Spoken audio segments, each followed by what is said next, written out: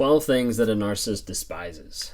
You see, a lot of times you have a relationship that starts with a narcissist, and there's all these different things that the narcissist early on highlights as being one of the best things about you. Maybe you were caring, maybe how you talked, maybe how kind you were, maybe different things that were in the relationship. They're just like, wow, I really love how you you communicate really well. You're a straight shooter. You're really generous to a lot of people. You forgave that person. That's really awesome. And all these different attributes that tend to be so wonderful and that tend to be validated by another person so often ends up being something that they flip and they start to hold it against you. Did you have that? Did you have a relationship with a narcissist where all of a sudden you started getting to the place where you're like, wait a second, that's something that you said you liked about me. That's something you said that you enjoyed about our relationship. That's something you said you liked as I was growing up that was beneficial for my health and well-being. That was something that you said, and the list goes on and on. But the narcissist a lot of times will hold in contempt the things that you do, the things that develop you, the things that you are. So I want to look today at a list of 12 things that the narcissists often hold in contempt of you. If you haven't remembered, we're going through this book here, The Narcissist in Your Life by Julie Hall. Feel free to be able to check out some of her information on there. It's been really good. But as we're going through it, I want to be able to share a little bit about the narcissist contempt. I'm going to start off by reading here. It says, the bottom line is that narcissists nearly inevitably reach a point of contempt about everyone and everything. If that sounds extreme, consider a dictionary definition of contempt.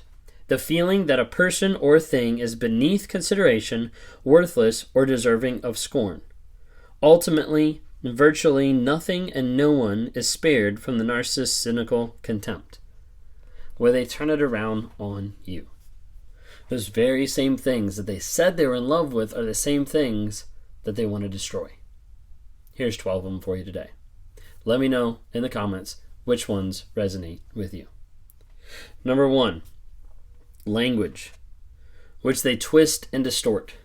And they'll change around the language that you use, the things that have made up your communication, of how you talk, of how you interact, your accent, different things like that. All the different things that they love is the stuff that they turn around and put back on you. The stuff that they want to make you feel bad about. A lot of times they'll have contempt for kindness, which a lot of times they'll see as disingenuous or weakness. You are kind to that person, they see that as being able to take advantage of you. You were kind to them, they're like, wow, this must be okay to keep doing. This must be okay to keep doing because of their kindness. A lot of times you'll see a narcissist that'll be very in tune with, hey, how kind you are early in the relationship, and then later they'll start to mock you for it. Later it'll be something that they'll throw back in your face and be like, yeah, this is who you are? That's ridiculous. And they'll try to blame you or make you feel stupid. Honesty. Honesty is a big one. Why? Because a narcissist wants you to be honest, to tell them everything. Narcissist early on in the relationship is literally just sitting there saying, download, let me know everything about you, be vulnerable, be honest with me, and they're saying how much they love it. Well, the whole time they're cataloging and categorizing everything that you're saying so they can turn around and they can use it on you later to manipulate you, to control you.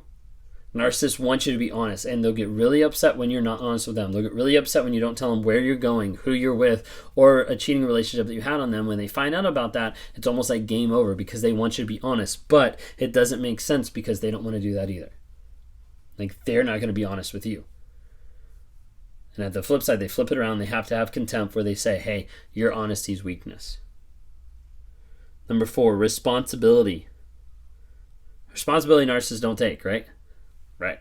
They deflect it. They push it off. They put it on other people. But they don't want to hold on to it. They don't want to have it.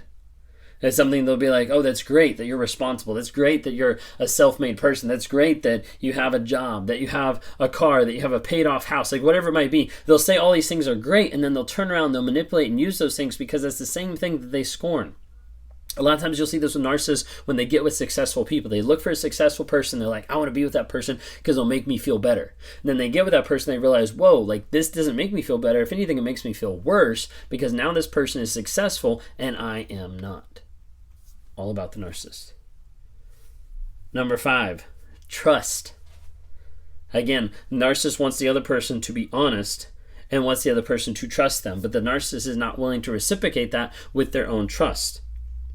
Typically what you'll see is the narcissist will violate your trust no matter what. Whether that's lying, manipulation, gaslighting, like whatever it might be, the narcissist is going to manipulate that and try to control you. And as a result, they'll try to take away your trust. But it'll be one thing that they'll look like they're validating early on, they'll have in contempt, they'll scorn you for it later. That you were so trusting, that you were naive. Number 6, love. Love a lot of times is because they don't consistently feel it, but they use it as a weapon to others. You see, they see love. They see love in the movies. They see love with people around them. They see love with their friends and family and things like that. And a lot of times they'll use it as a weapon. They'll use it as a way to be able to control another person because they know, hey, this is something you want. So early on in the relationship, it's something that they provide or that they give or that they show up in giving you that. But then they start pulling it back. They start showing, this isn't what you're going to have. And this isn't what I'm going to give you. But they use love as a weapon against other people. Number 7, authenticity. Authenticity is hard for a narcissist, and they want to be able to scorn that and hold it in contempt because that has the option of actually revealing who they actually are. They don't want to be authentic. They don't want you to be authentic and expose them, and so they're going to do anything they can to be able to scorn that, to be able to put you down so that you're not authentic. You're not authentic to who you are. You're not authentic about their relationship to other people because they don't want other people to know. They don't want people to see behind the mask of who they actually are, of what's actually going on. So it ends up being something that narcissist scorns you and holds you in contempt of having. Number 8, generosity, which threatens their primitive selfishness. Narcissist doesn't like you to be generous. Maybe early on in the relationship, they'll be like, wow, that's so amazing. But then you start finding that generosity to other people or that generosity to the narcissist is what either gets shamed or taken advantage of. They'll shame you for how much you're being generous to other people. They say that doesn't make business sense. Like, that's stupid. Like, why would you do that? They'll shame you for all these different types of things that you're generous for, and they'll also use it to their advantage. Wow, this person is generous. Let me get into their life. Let me manipulate them, and let me get money out of them. Let me get time and affection out of them. Let me get sex out of them. Whatever it might be. The narcissists are going to use anything they can to manipulate you, but they're still going to scorn you for it. It's still going to be something that they hold in contempt. Number 9. Forgiveness, which they regard as admitting fault and giving others power. A narcissist holds that in contempt because they don't want to admit fault. Narcissists won't say that they're wrong. They won't admit that fault. And they'll give other people's power. What they'll also see is in other people, when other people forgive them, they view it as a check mark. Of like, sweet, check the box, I'm good, I'm forgiven. Now I can do whatever I want. Now I can be who I want. Now I can interact the way I want. A lot of times forgiveness, when you forgive a narcissist and you don't see any change, it's because the narcissist looked at that forgiveness, they either viewed it as weakness or they viewed it as a privilege. I'm like, sweet, I'm forgiven. Now I can keep doing everything else that I was still doing. Like, it's okay. They forgave me.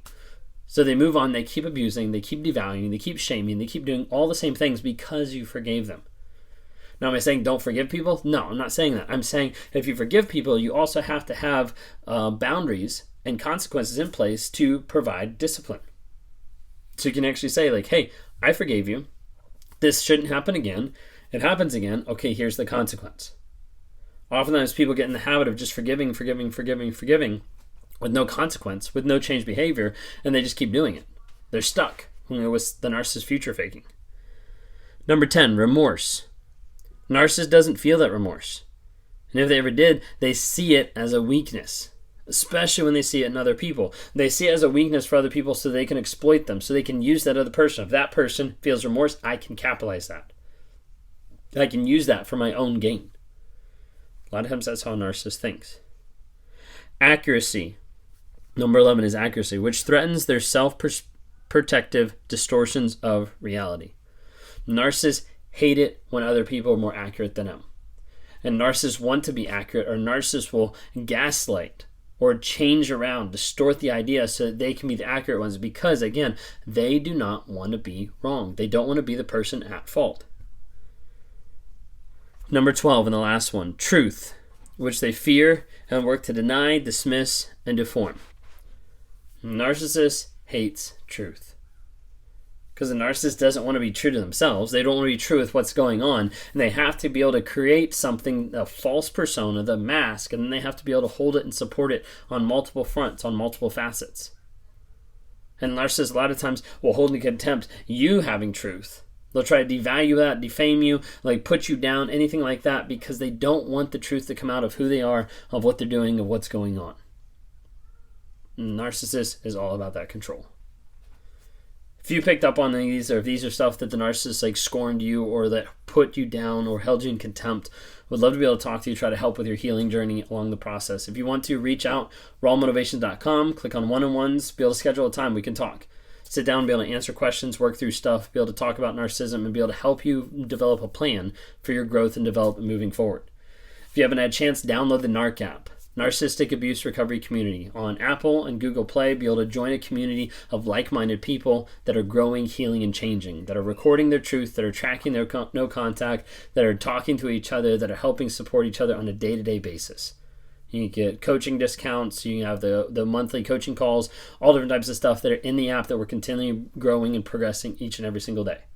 If you haven't had a chance, check out my website, rawmotivations.com. Click on the Warrior tab. It's a brand new thing that's coming out where I'm working with Wake Up Warrior to be able to say, hey, this is Wake Up Warrior. This is the challenge that I went through 2.5 years ago that radically transformed and started to change my life perspective, change the direction that I was going in life. And I'd like to offer that to you as well. I'm going to be talking to people on a daily basis, coaching on a weekly basis through Zoom calls, but it's kicking off July 10th through August 10th. You need to reserve your seat as soon as possible. Look to see you there.